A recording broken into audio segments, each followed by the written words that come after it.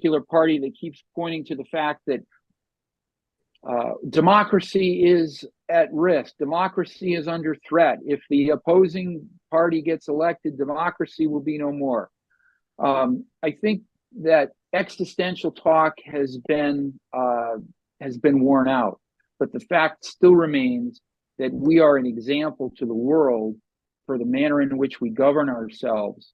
And should I become president and at the end of my term need to excuse myself for whoever succeeds me, I will be only too happy to do so in a peaceful and cooperative way.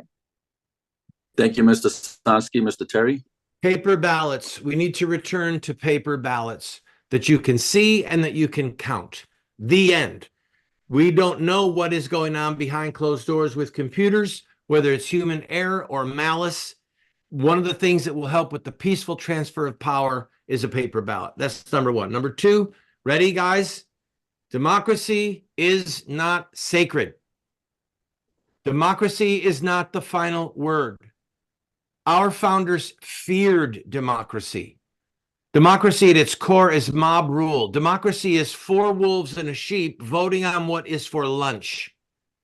So if at the end of the day, I want a peaceful transfer of power. So let me split this in half. Number one, you have a vote, you have a peaceful transfer of power because the option is kill people, assassinate people, coups, guerrilla warfare, disappearances, all kinds of horror. But if you are in a minority and they vote in this majority to do something against you that is a threat to your life and to your property, you have the right to use force to stop it.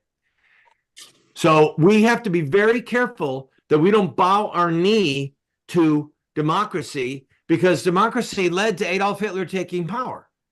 There have been some pretty horrific crimes committed in the human race under the auspice of democracy, the American slavery being one of them. William Lloyd Garrison said that the Constitution was a covenant with hell because it enshrined slavery. And I believe he was right. And that came about democratically. And I believe that the African-American community at that time had the right to physically defend itself against capture, kidnapping, and slavery. So I'm debating. Are you about ready to come home? I'm debating. Are you coming home, darling? Yes, when I'm Darling. done. Thank you. Thank you, Mr. Terry. Mr. Harris, what's going on over there with you? Oh, wow. Are you coming home? Mr. Gibbs, same question. So the peaceful transfer of power has been an American tradition for a while. I fully believe that, like Mr. Terry is saying, people cast the vote and they're, and like Mr. Sonski, I'm sorry if I pronounced that wrong, was saying that, I would do anything like them. I would do anything in my power to make sure that that transition was as peaceful as possible, whether it's me coming in or going out. I would make sure that everything that, was known and that was going on was, up to date with the next person. So yeah, I do believe in the full, peaceful transfer of power. Thank you, Mr. Gibb. The next question, do you believe former President Donald Trump is suppressing the vote? Let's go Mr. Harris on that one first. Mr. Trump is wrong. He is in error in so many ways. The reason why he went bankrupt 6 times was so that he didn't have to pay off his investors. Sometimes people who are in business do that when they run out of money, and basically it's their way of keeping what they have. But as far as what Trump has done to the voters, it's lying to their face, smiling to them while lying to them. This is actually the reason why I came into this competition. It's just so that either Biden or Trump would not win. Okay, fortunately Biden's out of there, but still his legacy is living on. They're incorrect. Can't these people add? I mean, it's a very simple issue. Add the thing up. If you can't add, then you shouldn't be president. As far as it goes, we have trillions of dollars that have to be paid. If we don't pay it, we will be in a worse state than we could ever choose, because no one will trust us anymore. No one will care about us anymore. We have to make our word good. Thank you, Mr. Harris. Mr. Sonski? Thank you, Mr. Moderator. Could you repeat the question? Regarding former President Trump, do you feel that he's trying to suppress the vote? I'm not sure of what allegation there is. If this is again referring to the past election or referring to the president election, could I just ask someone for a little more clarity? I want to be fair and accurate in my answer. Agreed. I don't know what we're talking about. What does suppress the vote mean? That means you try and get people to not vote? Yeah. You try to get them to be manipulated. You suppress it by telling them stories about things that aren't real, like dogs being eaten by aliens. There's no validity for any of that. Well, I think stories like that probably will prompt people to want to go and vote. Whether they vote for or against that type of rhetoric is for you to decide. But I clearly don't think that that's an effort to suppress the vote. Okay. Mr. Terry? I don't think President Trump is trying to suppress the vote. I don't think Kamala Harris is trying to suppress the vote. I think that I want people to not vote for Kamala Harris. The reason that I'm running is to run ads in the swing states that say to Roman Catholic voters and to evangelical voters and to Black African-American voters who are Democrat by culture, by family ties, by their connection to the labor unions. But they know that the Democrat Party is at war with their family and at war with their faith. My goal is to say to those people, vote for me. Vote for Sonski. Don't vote for Kamala. Don't vote for Walz. These people are evil. And if you vote for them, you're voting for someone who is at war with your family and at war with your children and at war with your faith. So my entrance into this race is to cause Kamala, it was Biden, and now it's Kamala's defeat. Thank you, Mr. Terry. Mr. Gibb? So I do believe in some sense that I wouldn't necessarily say each candidate, but I do believe that the two major parties are trying to suppress the vote in one way or another. They use fear mongering, like, if you don't vote for me, this monster will get in. And that's, using fear as a way to force people to vote. And another issue is the Democrats, filing lawsuits to remove candidates from the ballot. Now, to me, that is voter suppression, because you're preventing an American citizen from being allowed to vote who they want to vote for, which Yes. I am absolutely against. Mr. Moderator, if I may? Sir. I just want to add that certainly I agree that, and I think all of us as candidates would agree that if there's one thing that both the Republican and the Democratic Party agree upon, it's limiting competition. And while I agree that there needs to be a reasonable standard for a third-party candidate to obtain ballot access, I think that the standards that are imposed on all of us are extraordinary and patently unfair.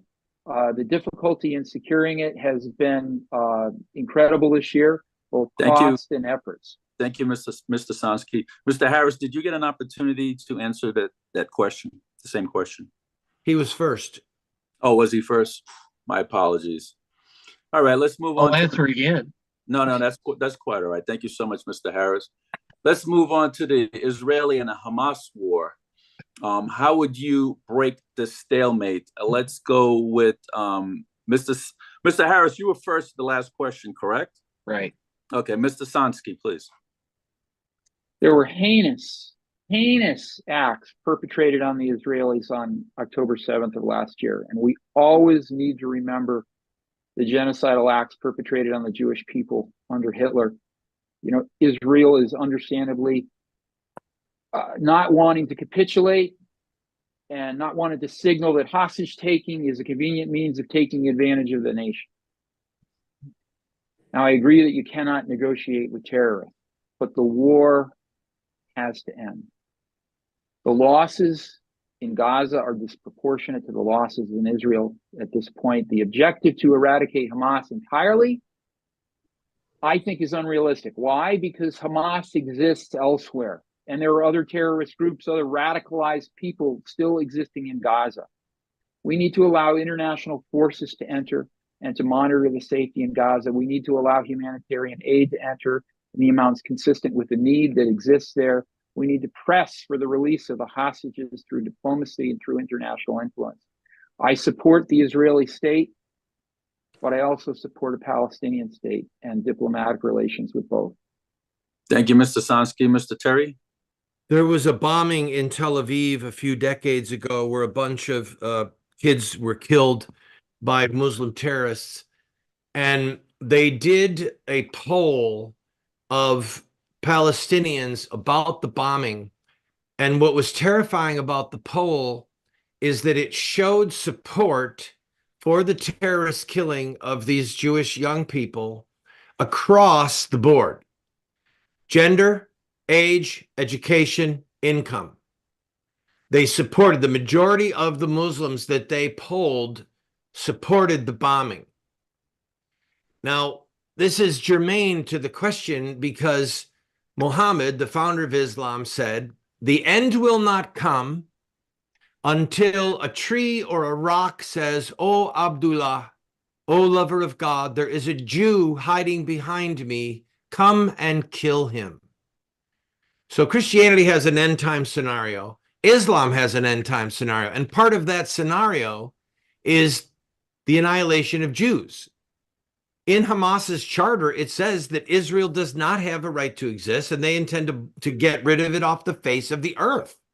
How can you deal with people it'd be like our Constitution saying we are committed to eradicating Mexico, or we're committed to eradicating Canada.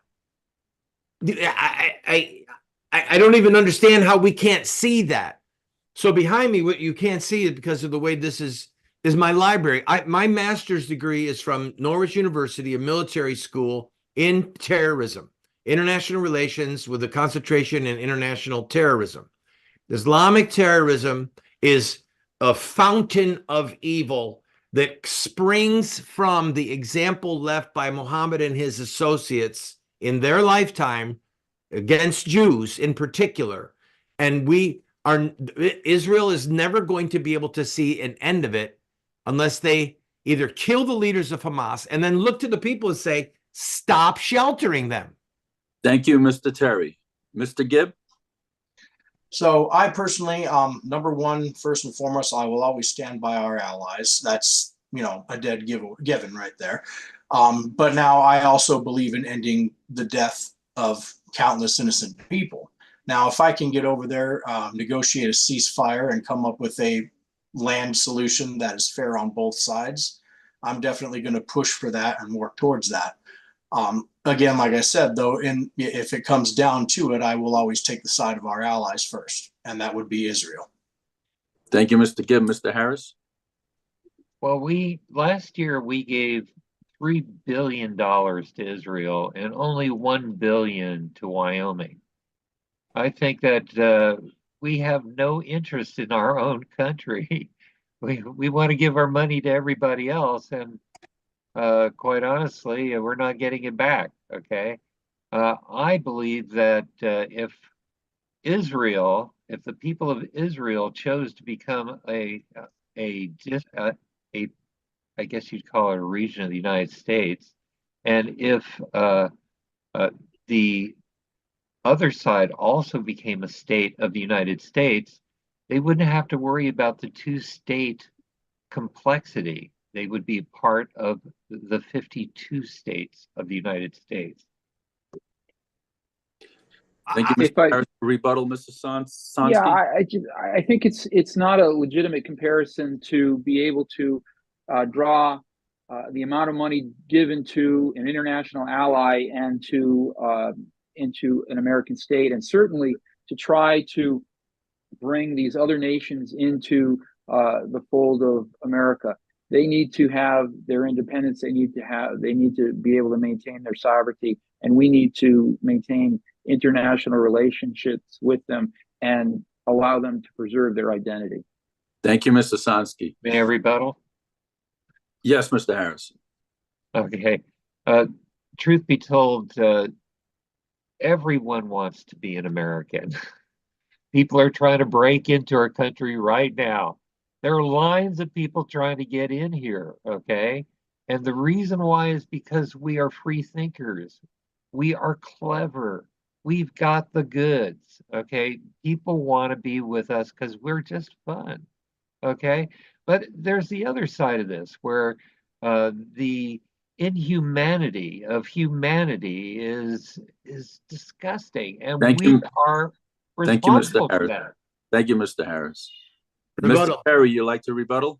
Yeah, everyone doesn't want to be an American. I've been to Italy, I've been to France, I've been to Scotland, I've been to England. They do not want to be Americans. They have freedom. They have freedom of speech. They've got some great clothing. They've got some great food. They've got some great cars. They do not want to be Americans.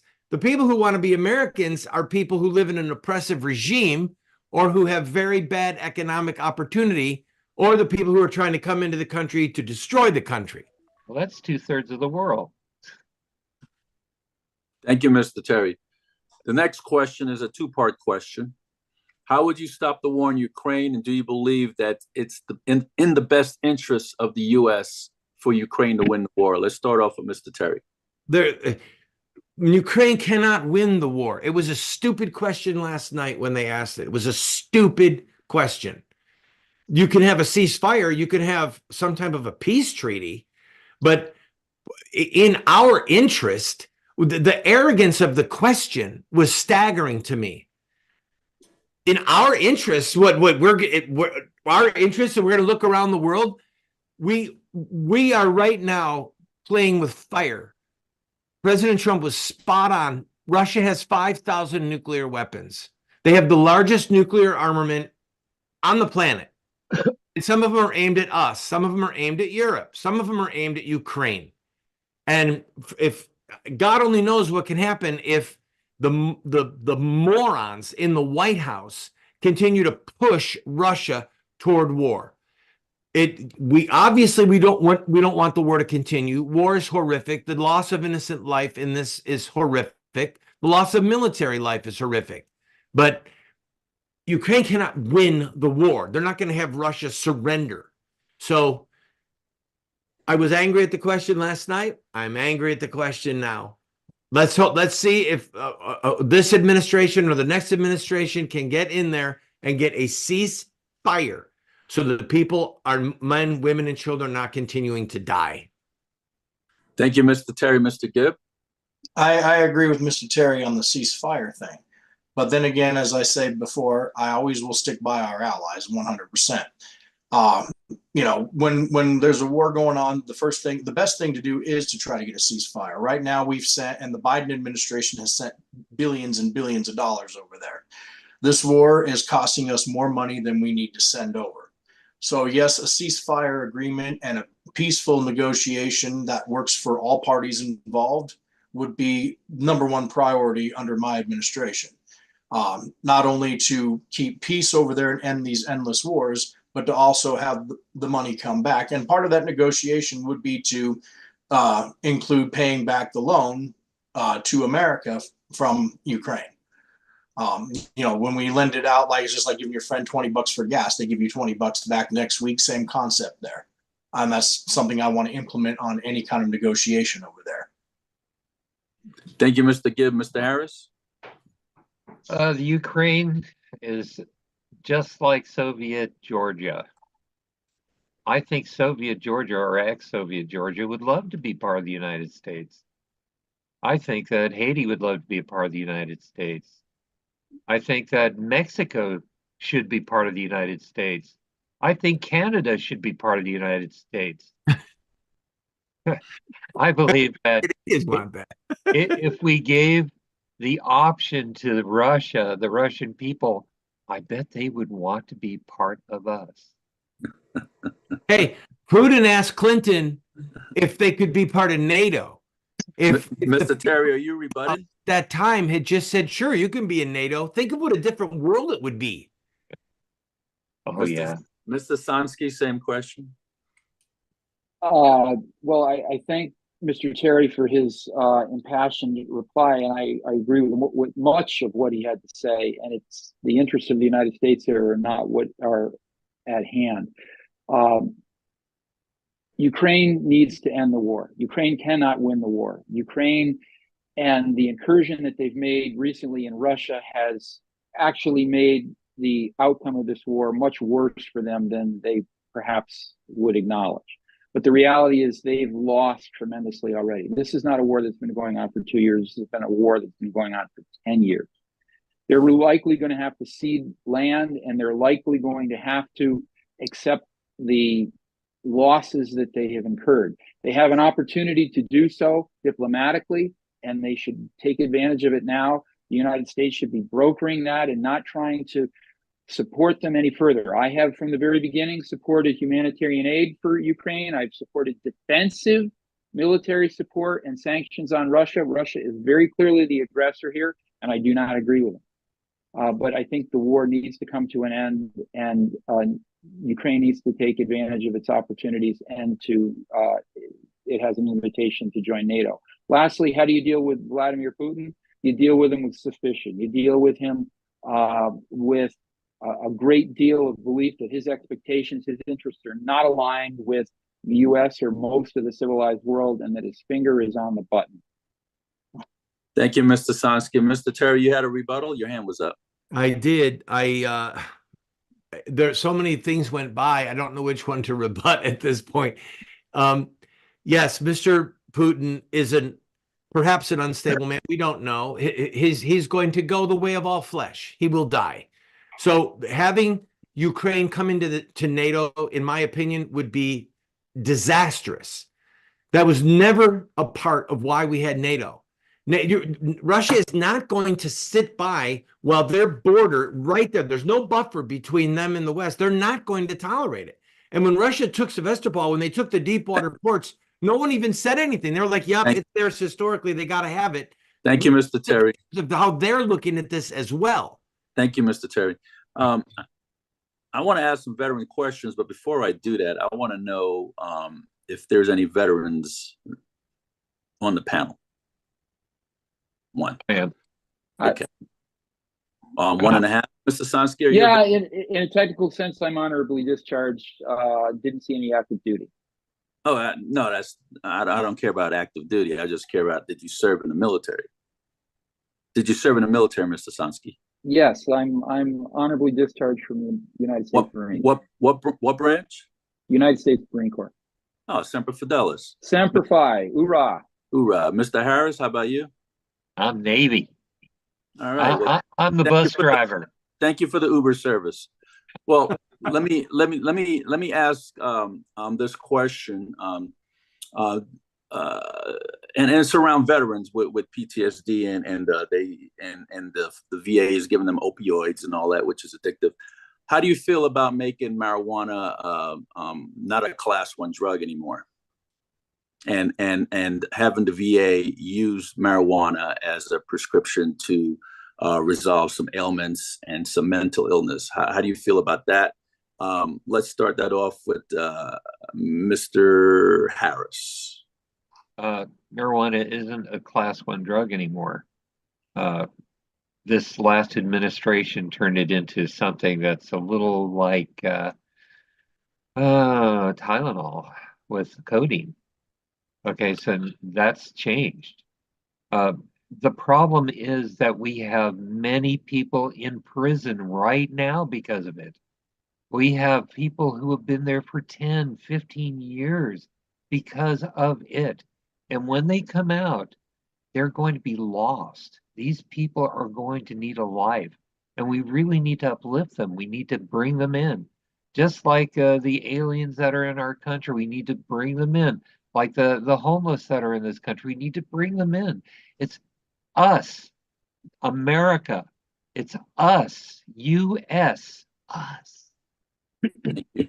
Mr. Sonski, and the reason why I'm going for Harris and Sonski first, because those are two veterans on the panel. So I didn't mean to skip over you, Mr. Gibb, but I'm going to get back to you. Mr. Sonski? You're good. I think that marijuana needs to remain a controlled substance. I think that it's should be used for medicinal purposes as it can be prescribed. But to Mr. Harris's point, there's a number of people who are paying a heavy price for the use of this substance, and to today make such a dramatic change is a very difficult adjustment for our nation. Thank you. Mr. Gibb? Mr. Gibb? So I personally, believe that it's a good idea to use for veterans on a medical level as well. However, I support the full legalization of marijuana federally, and using the tax money half towards our education, the other half towards our mental health in this country, which also includes our veterans. I believe the tax revenue on that would be, great for the needs of our mentally ill and for our education, for our students, for our teachers to receive better pay. Because we're always talking about we need to pay teachers better, we need to get help with mental health, but where do we get the money from it? And this is my solution, is legalize marijuana on the federal level and use the tax revenue from that marijuana to fund those two things. Where is Mr. Terry? I think he's not there. Is he there or is he not there? Mr. Terry? Okay. Let's go with deportation of veterans. And there are many veterans that are serving in the military and was discharged from the military, and they never became a citizen, and our government is trying to deport them. How do you feel about deportating people that actually served in the military? Do you think that they should get their naturalization automatic? How do you feel about that, Mr. Gibbs? I feel 100% that they should be given naturalization automatic. They serve this country with honor, and with that should be a reward for that. Mr. Sonski? Yeah, anyone who has served the nation honorably in the armed forces ought to be given citizenship or an easy path to citizenship. They should not be deported. Mr. Harris? I believe everyone wants to be an American. I don't want to deport anyone. I want them all to come on in. Join us. Where is Mr. Terry? He's probably upset with what I said. He left and joined back in. The last thing it says here, it says Randall Terry joined as a guest, so I think he's here somewhere. Okay. There was another question about veterans. When veterans when veterans get released from active duty, there is nothing in place to let them know about their disability benefits or help interact them into civilian society.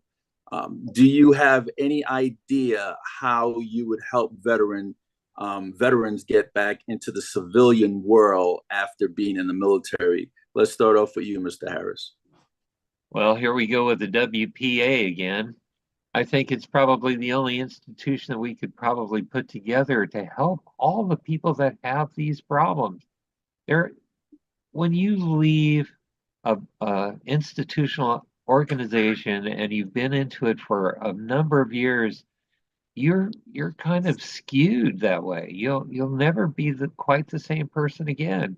And when these people are suffering the way that they are, you have to open up and let them in.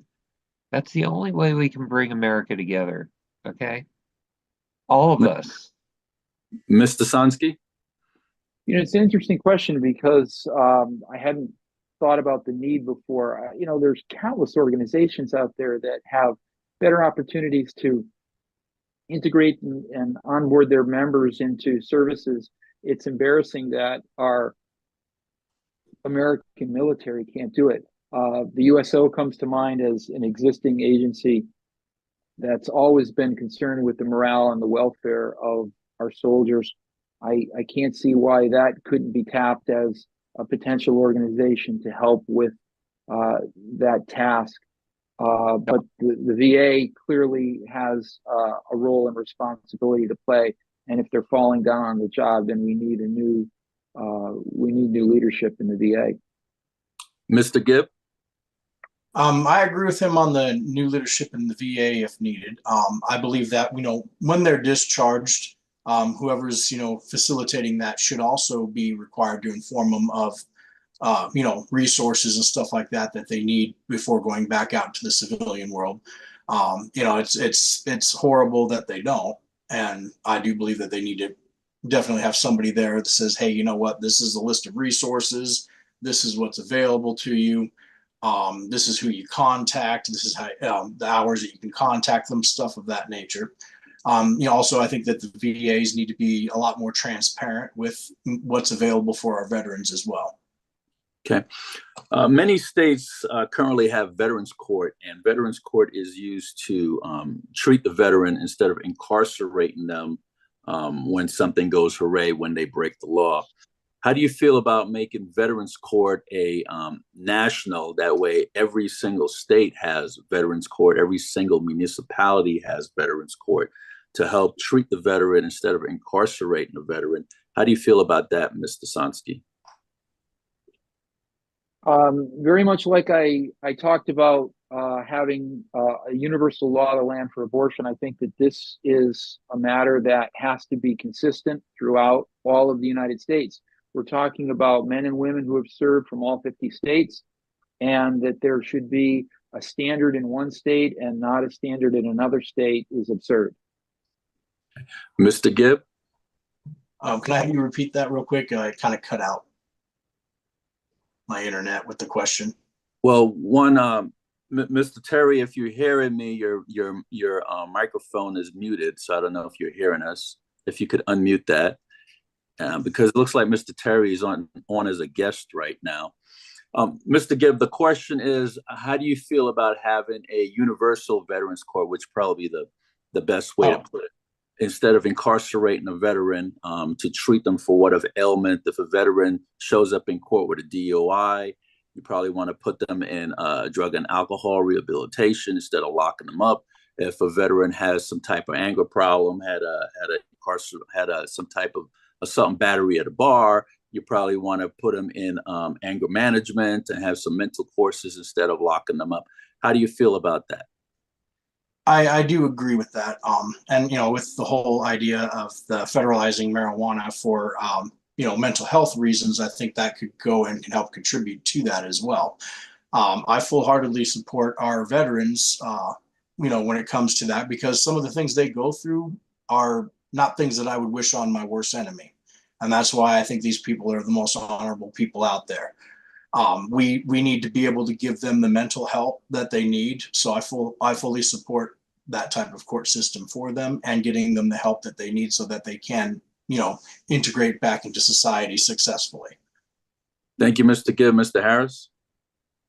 There seems to be several problems that all are related. There seems to be a lot of fraud with Medicaid. There seems to be a lot of fraud with Medicare. And if you've ever seen the VA, if you've ever gone to the VA, you'll see that's messed up.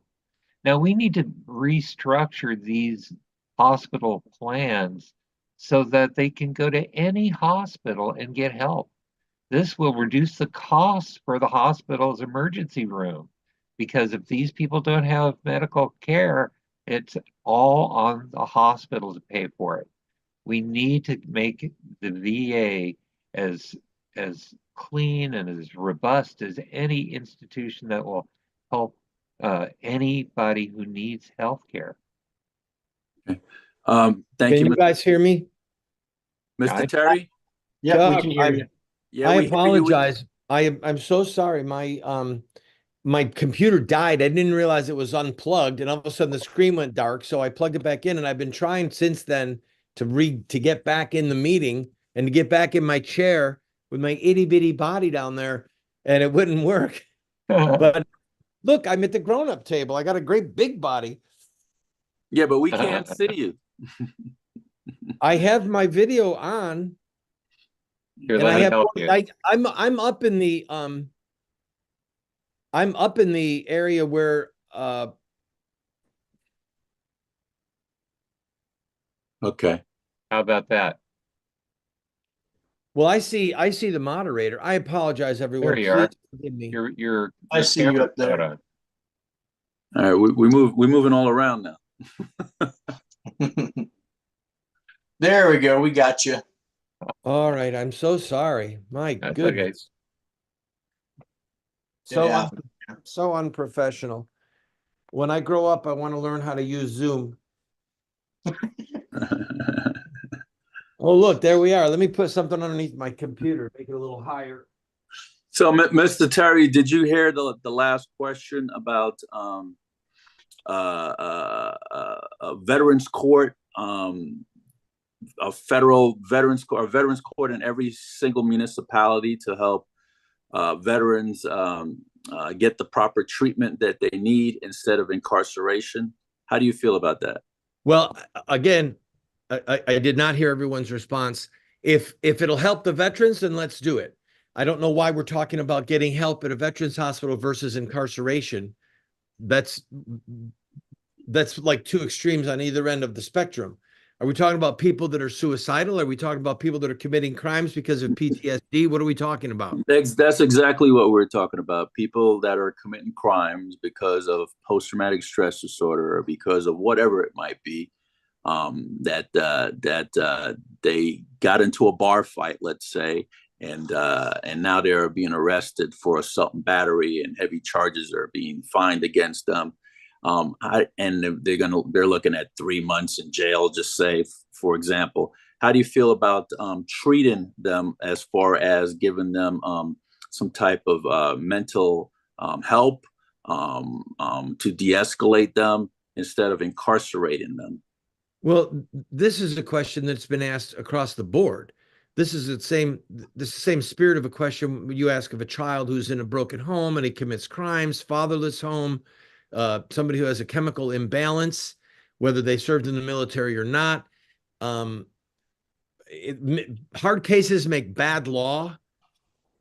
So if we're looking for reasons to mitigate, then let a judge discern if there's reasons to mitigate. Again, I don't know if I would be hesitant to say that we're going to create some special area of law for people who are ex-military to mitigate punishment for crimes that they commit if they can say, oh, I'm suffering from PTSD. Now, maybe they really are suffering from PTSD, and that would be for competent authorities to discuss and for medical professionals to discuss, and then a judge to determine, hey, would you want to go to jail for 3 months, or do you want to go into therapy, or do you want to go inpatient therapy? I would say that the laws already exist for that type of thing to happen.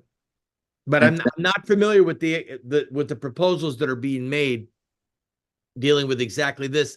And I don't remember that being asked by the Harris or in the Harris/Trump debate. It wasn't. So this is an ambush question. No, yeah, we were supposed to only ask the questions that we heard the other night. Well, my Navy and my Marine veteran and Mr. Truck driver over there don't believe it's an ambush question. I didn't study for this test. You're the only one that believes it's an ambush question.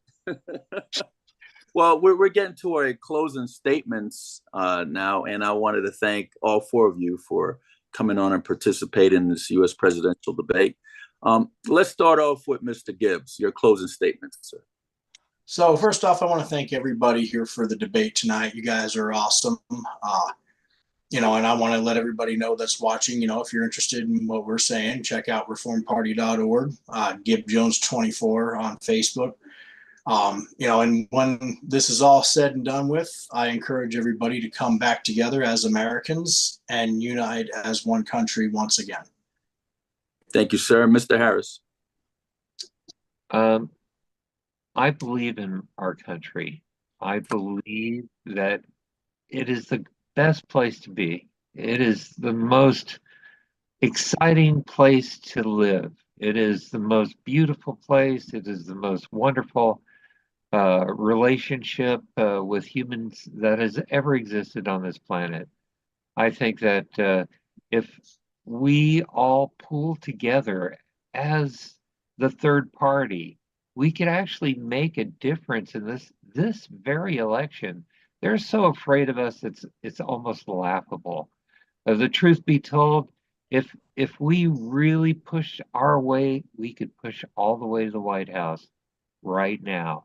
And I believe that if anybody is watching this that feels that they don't have a choice in this election, look around. There are a few choices right here, really good choices. Okay. And I'm going to stand by here and make sure that we can do this over and over. Say, you guys want to do another debate before the election? I'm ready. Thank you, Mr. Harris. Mr. Sonski. Thank you, Mr. Moderator, and thank you to my fellow candidates. I'm grateful for your civility, your decorum tonight. We talked about issues. We didn't get into discussions of our golf handicaps. We didn't get into discussions of immigrants consuming pets. We didn't get into how many people are showing up at your rallies and how many people are leaving early. But I think it was a substantive debate. And I think that's what America's been missing. And I think third parties are an option for the United States in a failing two-party system. We've got a red side and a blue side, a progressive side and a conservative side that for a long time have been going in polemic directions. They're ripping the country asunder. There's one thing that's fundamental, and that is the dignity of every human being in America. We need to be able to provide for the wealth and the flourishing of every human being in society as a whole. And that's what my party stands for. And I'm grateful for all of you for acting with such dignity tonight. Thank you, Mr. Sonski. Mr. Terry? There is a God in heaven who loves us, who cares for us, who gave us his law. And the tablets of the law, the 10 Commandments, are there for our good. We as a nation were a God-centered republic. The Declaration of Independence is a God-centered document with 4 references to the Almighty that only have meaning in Christian theology, in Judeo-Christian tradition. We have turned our backs on our Maker. We are scoffing at his rules. Not all of us, but a lot of the country. And much of our political leadership is content or aggressively pursuing a plunge into immorality, hedonism, the shedding of innocent blood, sexual debauchery with 2 men pretending to be married or 2 women, or mutilating children's genitals. We're in a horrific state of making a mockery of our Maker. And we will never make America great again if we're killing our children, if we are making a mockery of things that are holy and embracing things that are evil and calling them good. So I believe that the paramount challenge before us as a people is to come to our senses, to return to the God who gave us grace to even become a nation, to love our neighbor as ourselves, to strive for the common good, but knowing that the common good is not defined by Karl Marx. The common good is not defined by hedonists. The common good is defined by our Maker, Moses and Jesus. And as I said at the Free and Equal Debate, I'll say it here tonight. Anybody who thinks that they are smarter or wiser or more gracious than Moses and Jesus, they're a fool. And you need to run the other way if they're trying to lead you. Thank you for having this debate, and thank you for the privilege of being with all of you. Thank you, Mr. Terry. Well, this concludes. I would like to thank all 4 of you for participating again, and thank you so much. We really appreciate that. I love when people get into the political spectrum and try to better our nation, country, our community. My name is Steve Sanson. I'm president of Veterans in Politics International. My website is veteransinpolitics.org. And my phone number is 702-283-8088 if anybody would like to reach out to me. And I'm stationed in Las Vegas, Nevada. So thank you so much. This includes the 2024 presidential debate of the independent candidates. Thank you.